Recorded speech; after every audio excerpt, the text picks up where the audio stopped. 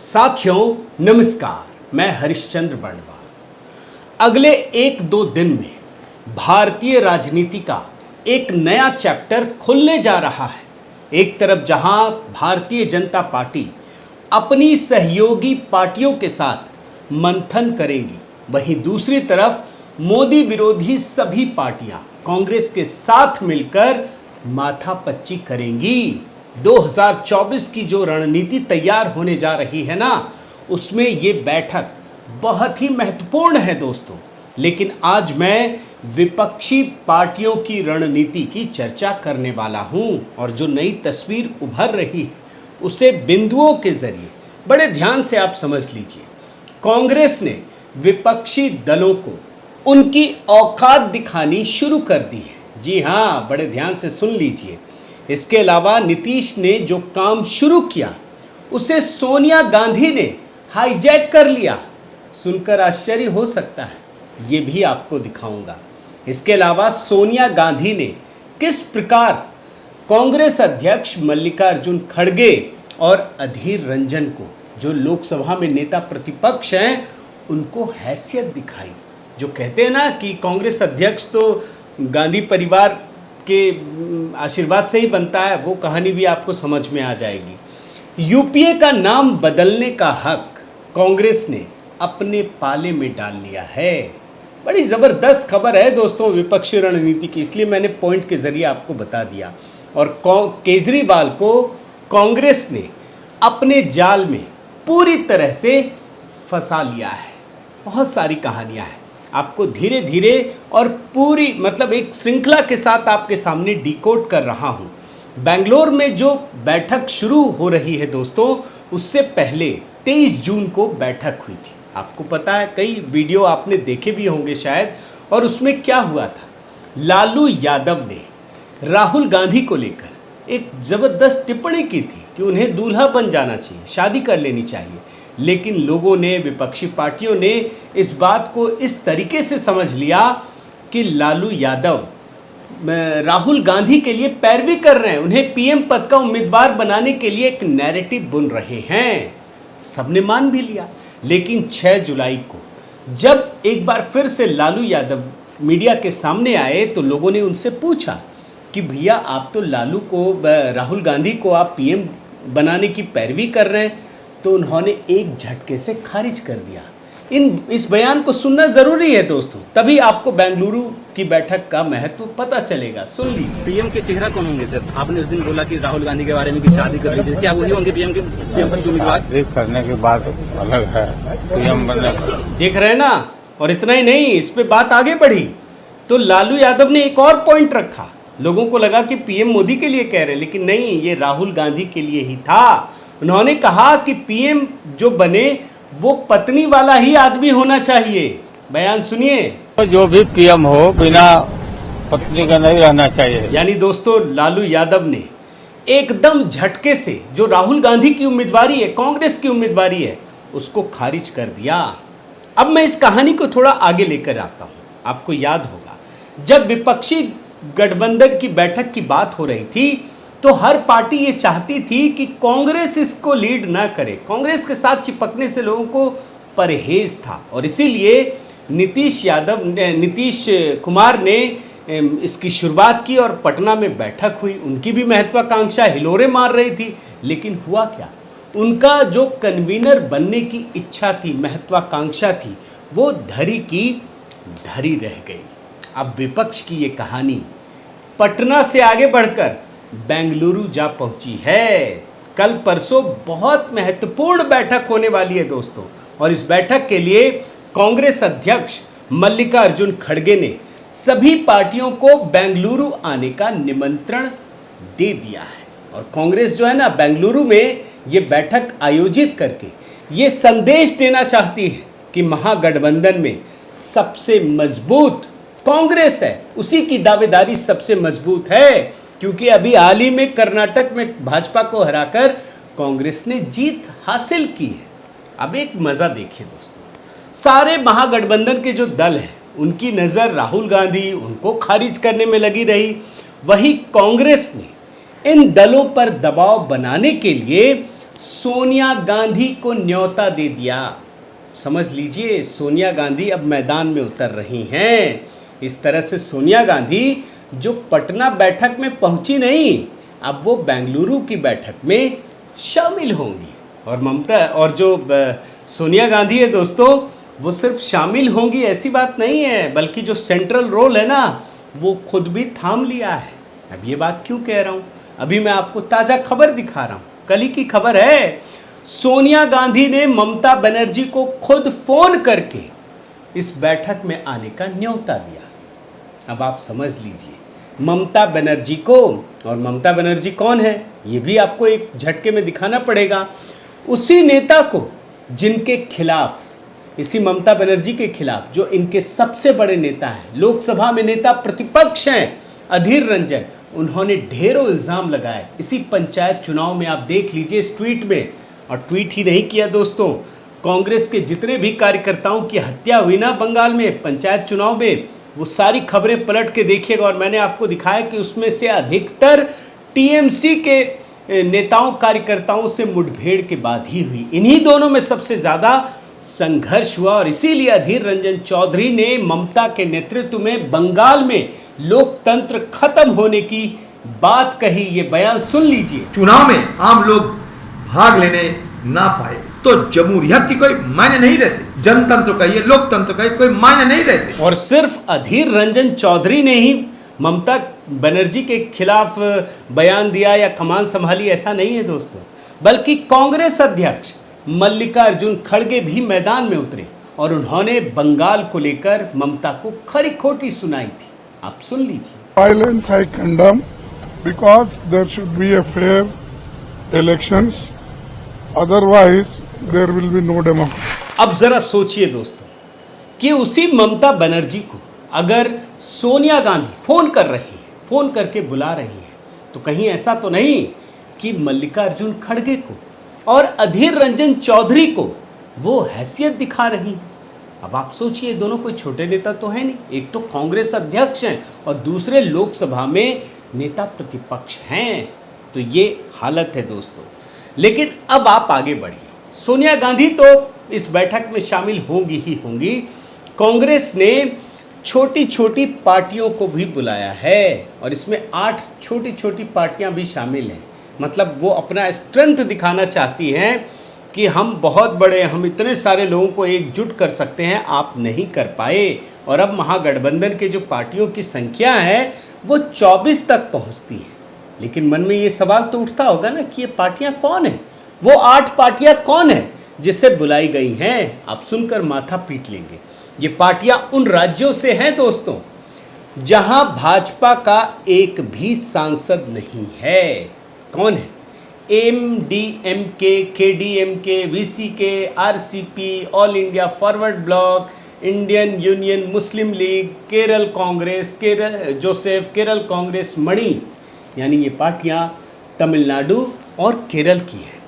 अब आपके मन में ये सवाल उठना चाहिए कि आखिर इस विपक्षी महागठबंधन का मकसद क्या है, क्यों ये एकजुट होना चाहती है? मोदी को हराने के लिए। कैसे हराएंगी? तो इनका एक ही लक्ष्य है कि मोदी की पार्टी भाजपा के खिलाफ विपक्ष का सिर्फ एक उम्मीदवार हो। यही है ना मकसद। अब जरा सोचिए, जिस राज्य में भाजपा का एक भी सांसद नहीं है, वहां की पार्टियों को बुला करके अगर ये स्ट्रेंथ दिखा रही हैं, तो क्या ये हासिल होगा? वहां जब भाजपा है ही नहीं तो किसके खिलाफ खड़ा करेंगे? यानी ये एक दूसरे के खिलाफ ही लड़ रहे हैं और उन्हीं को औकात दिखाना चाहते हैं। और कांग्रेस यही बता रही है बेंगलुरु की बैठक से कि महागठबंधन में कांग्रेस के पास सबसे अधिक ताकत है। सोनिया गांधी ही यूपीए की चेयरपर्सन है और वो भी शामिल हो रही हैं।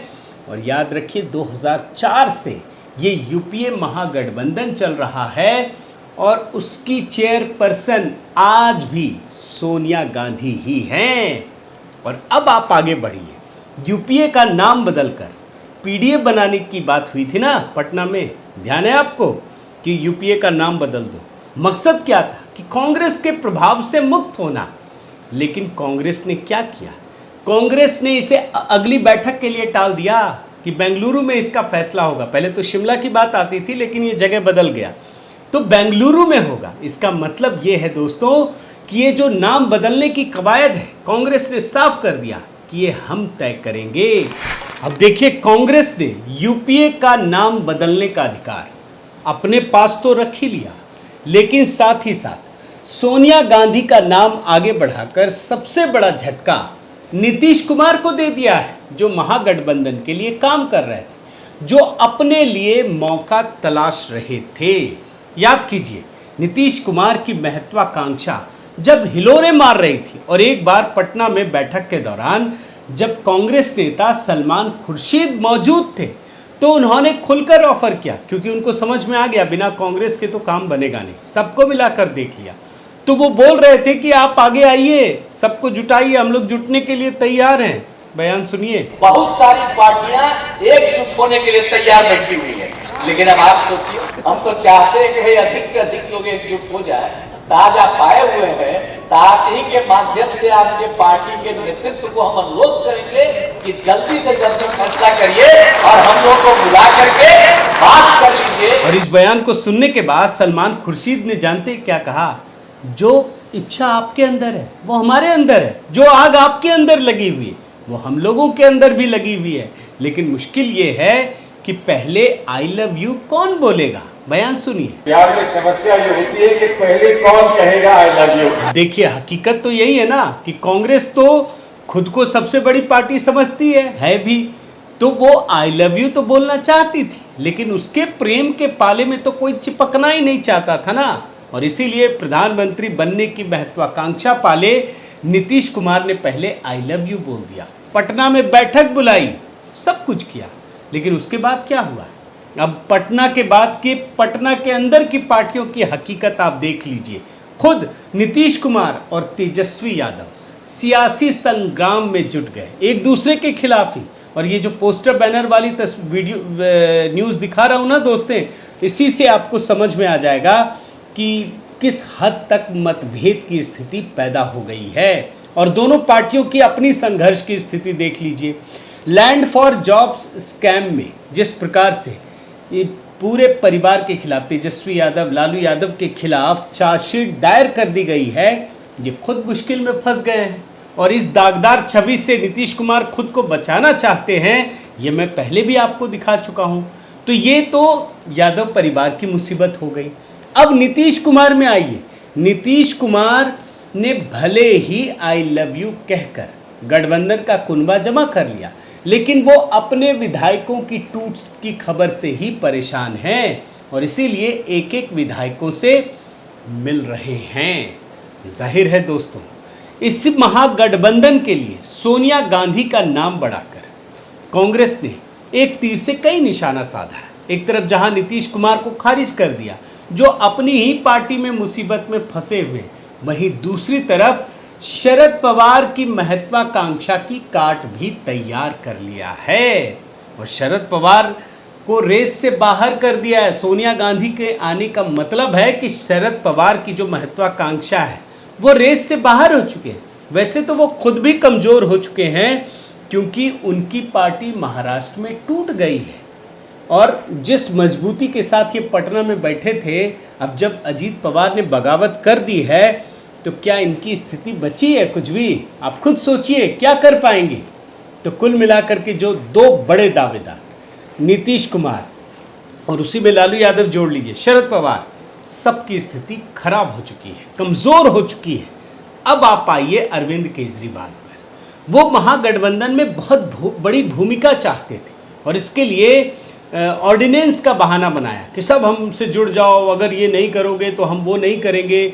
लेकिन शुरुआत में ही कांग्रेस ने उसके पर कतर दिए हैं, उसको बैकफुट पर जाने के लिए मजबूर कर दिया। कोई बात नहीं मानी। केजरीवाल चाहते थे कि राहुल और खड़गे से मिल लें, मुलाकात का समय नहीं दिया और पटना में बेइज्जत करके भगाया। यही स्थिति है दोस्तों। अब देखना यह है कि क्या इतनी फजीहत के बाद केजरीवाल इस बैठक में शामिल हो पाते हैं। वैसे कांग्रेस ने जिस प्रकार केजरीवाल को फंसाया है दोस्तों, वो बड़ा दिलचस्प है। इसे इसी बात से समझ सकते हैं कि 17-18 यानी कल और परसों की बैठक से पहले सोनिया गांधी ने डिनर दिया है। अब डिनर में केजरीवाल को भी बुलाया। डिनर में तो राजनीति होती नहीं है औपचारिक रूप से, लेकिन अनौपचारिक रूप से सब कुछ होता है। अब इस बैठक में केजरीवाल शामिल होंगे नहीं होंगे, इस पर ज़रूर नज़र रखना चाहिए। तो कुल मिलाकर दोस्तों, समझने वाली बात यह है कि कांग्रेस महागठबंधन की पार्टियों को कमज़ोर करने और अपनी शर्तों पर नाचने के लिए मजबूर करती रही। और ये आज की बात नहीं है।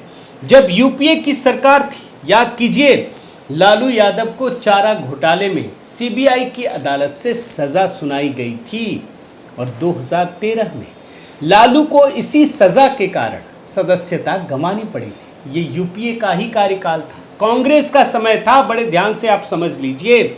और यूपीए के दौरान ही महागठबंधन की पार्टियों को कमज़ोर करके सोनिया गांधी लगातार यूपीए की चेयरपर्सन बनी रही। 2004 में पहली बार चुनी गई थी और आज भी वो यूपीए की चेयरपर्सन है। कोई भी नेता उनकी इस ताकत को चुनौती नहीं दे पाया है। कोई उन्हें इस बात का सवाल नहीं उठा पाया कि आपकी जगह अब कोई दूसरा यूपीए का चेयरपर्सन होना चाहिए।